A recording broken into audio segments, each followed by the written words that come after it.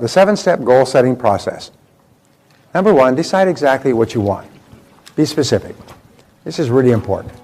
Decide exactly what you want and be specific. It has to be so clear a child could understand it. Second of all, write it down and make it measurable. A goal that is not in writing is not a goal at all. In fact, if you were just to do number 1, number 2, and number 3, set a deadline and set sub-deadlines if necessary. Basic rule is that there are no unrealistic goals, there are merely unrealistic timelines, unrealistic deadlines.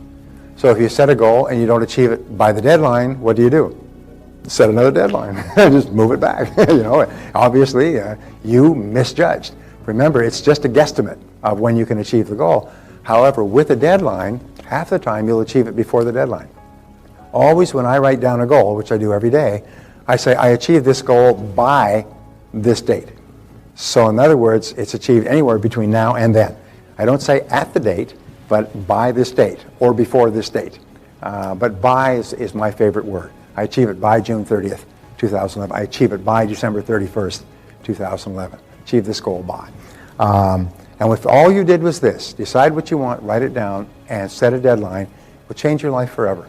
I've had people who've just staggered at the difference it made in their lives to write these goals down and just set a deadline on them. But that's not enough. Number 4 is to determine the obstacles that you'll have to overcome to achieve the goal. Remember, the question that we ask is, why aren't you already at the goal? If you want to earn twice as much, why aren't you already earning twice as much? What's the reason? What's holding you back? What's the constraint or the obstacle that's stopping you? Now, in 80% of cases, the 80-20 rule applies here. In 80% of cases, the obstacles between you and your goals are inside you. They're internal. They're not on the outside. So the mark of the superior person when they have a problem is they always say, what is it in me that's holding me back? What is it in me that's holding me back? Is it a lack of discipline, lack of time management, lack of a skill, lack of the ability to perform a particular area? What is it in me that's holding me back? And when you start with yourself, 80% of the time you'll say, well, this is my great problem. I have a book called Eat That Frog, which goes 21 great ways to stop procrastinating and get things done faster. It's based on 30 years of research into time management condensed into a little book. How many people have read that book? It's a good book? It's a life. It transforms people's lives because the number one obstacle in many cases is procrastination, and it shows you how to develop the habit of getting on with it and starting your most important task and just getting it done. And when you get into the habit of determining your most important task and then just doing it, your whole life explodes. Because after that, you start to get everything done. And you start to get more and more done. And not only that, you feel happy. As you do important tasks, you feel happy, your self-esteem goes up, you have more energy, your self-confidence goes up, you're motivated to do more things. So one little problem, procrastinating. People say, well, it's procrastination is what holds me back. It's taking the first step. Well, if you can overcome that, which is a learnable skill, you learn to procrastinate, by the way, by default. So what you do is you say, well, I'm going to overcome procrastination. And don't say I'm going to do it tomorrow or next week. I'm going to take a year, and by the end of the year, I'm going to be one of the best time managers and result getters in the world. Just give yourself a year and work on it every day. And I can promise you, 3, 6, 9, 12 months from now, you're going to be a production powerhouse. You're going to be the most productive person in your industry. You're going to be getting so much done. So determine the obstacles. Now, the next is determine the additional knowledge and skills that you will require. And remember, to achieve a goal that you've never achieved before, you will have to develop skills that you've never had before. You'll have to do things that you've never done before. So what are they? And here's the great breakthrough thought that changed my life at the age of 23, is that all business skills are learnable. You can learn any skill you need to learn, whether it's prospecting, presenting, closing, hiring, borrowing money, building businesses, marketing. You can learn any skill you need to learn. They're all just learnable skills. They're just laying there. But the point is that you can learn this stuff. Number 6, determine the people whose help and cooperation you will require. Who are they? Whose help and cooperation you will require. And then assemble all these details into a plan, organize the plan, and get started. Now, a plan is merely a list. It's a list of everything that you can think of that you could possibly do to achieve the goal. And then you organize the list by priority, what should you do first, and sequence, what should you do second. I had a gentleman in my course in Sydney, Australia, and he had started off a business when he was about 20, 21. He worked his head off for 7 or 8 years. He's now 28, 29. He had a very successful business. But now he realized his whole childhood was gone. All of his friends had gone off and traveled around the world and so on. And he wanted to travel. I mean, he wanted to go to Europe and he wanted to visit Paris. And he had a good business. He'd been trying to sell his business for 2 years. And I said to him, he said, tell me, what can I do? How can I sell my business? I said, well, have you ever read a book on how to sell a business? He said, are there books on this subject? I said, of course, there's thousands and thousands of businesses that are sold every year, and there's experts who help people buy and sell business, and they've written books on it. As a matter of fact, any bookstore has a section in the business section on small businesses, and one of the subjects is how to buy or sell a business. The difference between successful, happy people and unsuccessful, unhappy people is successful, happy people have clear values. They know what's important to them, and they know what's important to them in order. For example, my highest value has always been my family. No matter how hard I work, I never have budged from that. My family always takes precedence over everything else. There's never even a question. No finance, no work, no travel, no anything else. And when you're absolutely clear about what your values are and in order, then it's easy to make decisions because that's what's right or wrong for you. And each person can have their own values as long as they are your true values. Now, how do you tell what your true values are? We could spend a whole afternoon on this, but what do we tell who are true values? Well, how do we tell our true values? Well, the answer, it is only by what you do under pressure. You can always tell what your values truly are by what you do under pressure. When you have to make a choice between one or another, you always choose what is most valuable to you. You always choose what is most important to you. So you can think about when I was under pressure, what did I do? Did I stay at the office all night and miss my child's graduation or football game or recital? Well, then what I proved to myself under pressure was that my job is more important than my family. So you can always tell when you're forced to choose what your values are.